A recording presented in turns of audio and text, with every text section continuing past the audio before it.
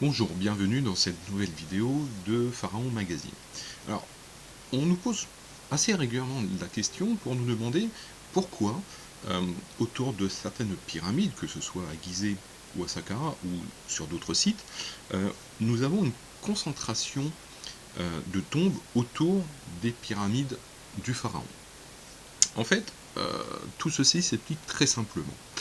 Euh, les hauts fonctionnaires ou les membres de la famille royale vont généralement se faire inhumer autour du pharaon sous lequel ils servent ou ils sont mariés.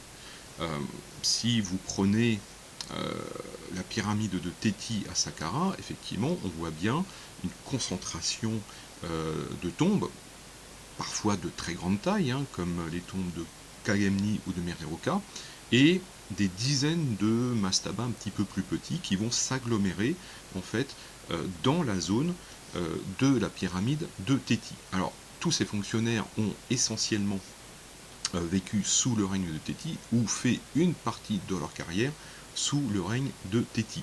Donc pour eux c'est un moyen de se rattacher effectivement à leur roi et donc aussi de garantir en quelque sorte une partie de leur survie, de leur vie après la mort. Dans toutes les grandes nécropoles comme ça de l'Ancien Empire ou du Moyen Empire, on voit effectivement la même organisation.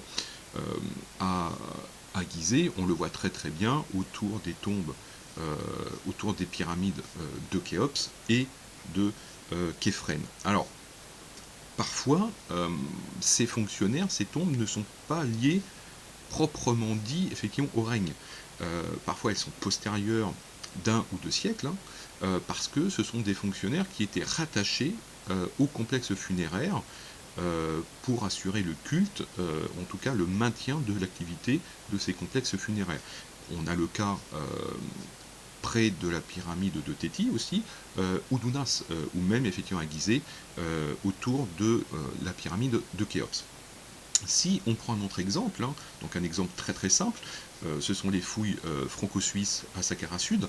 Euh, donc ici nous avons la pyramide de Pépi Ier et tout un ensemble effectivement de pyramides euh, royales, alors plutôt de pyramides de reines, qui vont effectivement s'agglomérer, qui vont se construire autour de la pyramide de roi. Alors la plupart ce sont des tombes de reines de Pépi Ier, mais on constate aussi euh, des reines de Pépi II qui s'installent effectivement non pas à Pépi II, mais à Pépi Ier, parce que Pépi Ier avait une réputation, en tout cas, avait une aura beaucoup plus importante et un prestige beaucoup plus important que Pépi II. Donc là, effectivement, on peut expliquer ce glissement de nécropole autour de la tombe royale par le prestige aussi du pharaon.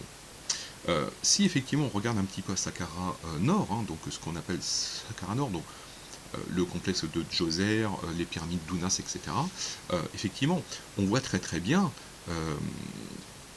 non loin de la chaussée d'Ounas, hein, en longeant en fait le complexe de Djoser, on voit effectivement une concentration de tombes de l'Ancien Empire qui vont être souvent liés, alors pas toujours, mais souvent liés effectivement au règne d'Ounas ou en tout cas